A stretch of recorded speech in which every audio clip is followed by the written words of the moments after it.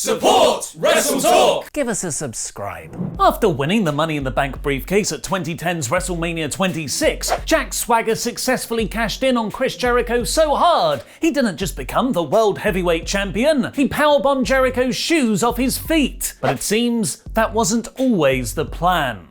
For the championship, not the shoes. 10 years later, which is 2020, quick maths, the now Inner Circle teammates in AEW spoke on the Talk is Jericho podcast, where Swagger, who now goes by Jake Hager, revealed that he was actually supposed to cash in on John Cena and win the WWE Championship, but Cena refused. You can't cash in. The night before, I teased it on Raw. I hit Cena with the briefcase. I snuck up on him when he had one of his brilliant promo segments. Later, come to find out, he refused to do the job for me for the WWE Championship. We won't talk about that. Ugh. The most unselfish top man in the business, he said sarcastically. Instead, Hager would cash in the next night on SmackDown on an injured Jericho with the assistance of Edge, before dropping the title 76 days later to Rey Mysterio. This is not the first time Cena has been called out for poor backstage etiquette, having reported run-ins with the likes of Alex Riley, as well as defeating younger talent like beating the entire Nexus, which Jericho and Edge called him out for backstage at the time, and Cena himself has since admitted was a poor decision. But while Hager is unhappy about Raw 10 years ago, a different star on Monday nights is unhappy right now. After an unceremonious split from Billie Kay, Peyton Royce was drafted to Raw while Kay went to SmackDown, with Royce reportedly set to receive the dreaded WWE officials high on wrestler backstage 3-week singles push. But she didn't even get 3 weeks. Instead, upon reportedly realizing they didn't have enough women tag teams for their women's tag team division because they'd broken them all up, McMahon decided Royce should instead start a new tag team, this time as an odd couple act with Lacey Evans. But this hasn't just infuriated fans of the Iconics, as Royce has responded to a tweet from WWE The Bump, which was asking for a name for the Evans-Royce tag team. We are not a team. I will only be in a tag team if it's with Billie Kay. That's it. The end. I'm dead serious. It's unknown whether this is kayfabe or a shoot, sister, as Royce and Evans have been playing up their infighting since being put together in a team, but they've also had a few segments where they've gotten on fine, which probably means nobody really knows. What do you think Evans and Royce should be called? Let me know in the comments. The Iconics are just one of the teams broken up by WWE, with Heavy Machinery, Lucha House Party, The New Day, Seth Rollins and Murphy, Sonya Deville and Mandy Rose, and Sasha Banks and Bayley also splitting up in the last few months. There's only one logical conclusion to draw from this. WWE need more tag teams to break up. The Rascals, made up of Trey Miguel, Desmond Xavier, and Zachary Wentz, reportedly left Impact Wrestling on Tuesday night. And according to Wrestling Inc., they have a standing offer to join WWE. While they haven't signed the contracts yet, that is apparently a formality, and they're expected to join very soon. Now it's time for me to review last night's AEW Dynamite in about 5 minutes.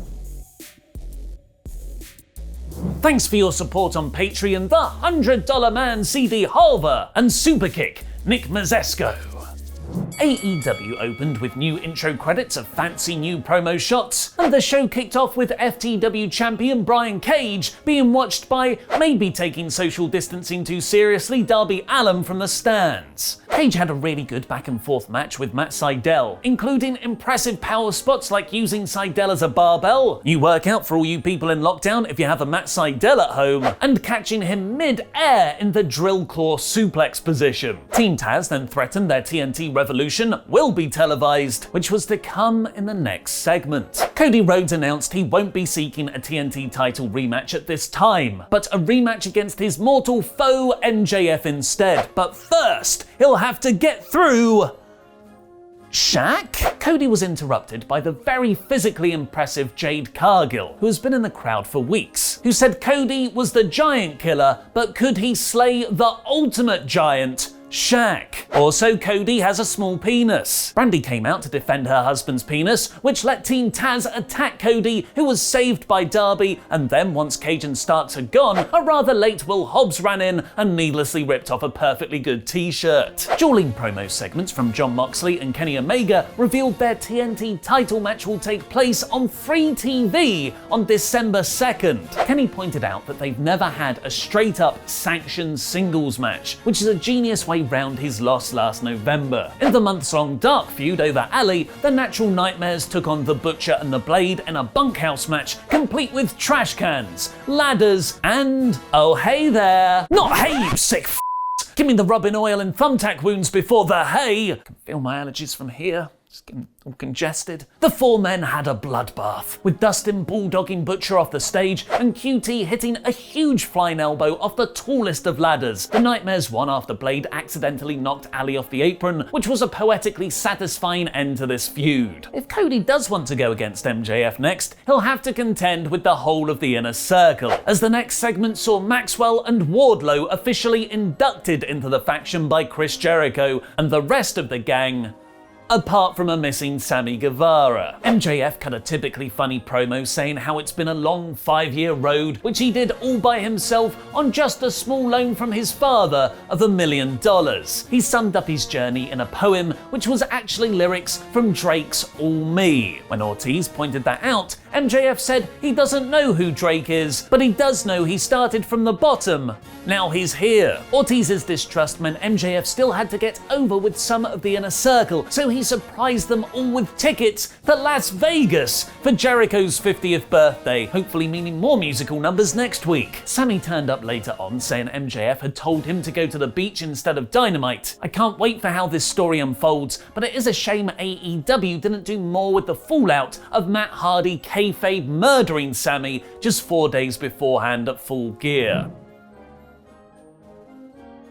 The Young Bucks announced they'll face new AEW signees Top Flight next week in another long-running dark feud climaxing on Dynamite. Sean Spears beat Scorpio Sky, cheating with the loaded glove. Ty Conti then beat Red Velvet in AEW's weekly lipstick service for their women's division. It had some intrigue, with Conti choosing not to use the chair Anna Jay slid in, essentially rejecting the Dark Order side, but it's yet another post-pay-per-view episode where AEW have not capitalized on the women's title momentum its performers got rolling. There was no Shida, no Serena Deeb, no follow-up to Vicky Guerrero slapping Nyla Rose, no Thunder Rosa, and no new #1 contenders set up. But as usual, AEW's main event was so good, I forget everything I'm frustrated by. Because it should have been Penta. It should have been Phoenix. So following their genuinely ratings-drawing match last month, it was both Pentagon and Phoenix facing each other for the sequel. This was an amazing story, enhanced massively by their family faction leader Eddie Kingston on commentary. He put over how families fight, look at Cody and Dustin, and wins mean more money to feed your wife and kids. But the longer he spoke, the more nefarious Kingston's motivation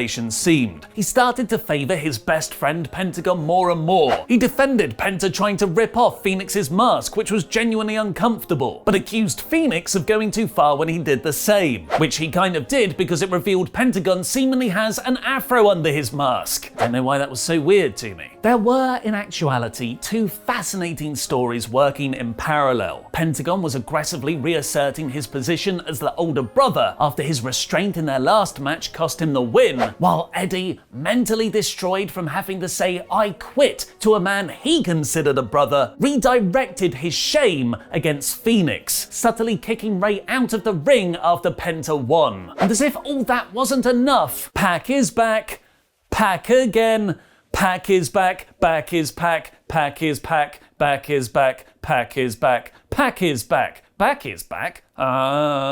With heavy travel restrictions in place, I can only assume Pac springboard 450'd across the Atlantic to get there in person, and he'll be facing the Blade next week, hopefully starting a story of Pac running through the entire family to get to Eddie. What did you think of this week's Dynamite? Let me know in the comments. This was, women's division aside, a great post-pay-per-view episode, acting as a soft reset to the promotion's feuds and characters. And I'm so happy to see that even after losing at Full Gear, AEW have plans for Kingston to remain in the main event scene, unlike another Kingston who got over organically but went back to exactly where he was before when he lost the title. This week's Dynamite is 4 out of 5. If you enjoyed this video, please subscribe for daily wrestling news and podcasts like mine and Luke's AEW review live stream at 10 AM Eastern, 7 AM Pacific and 3 PM in the UK, where I'll be unveiling my third man for WrestleTalk's 3-on-3 Survivor Jams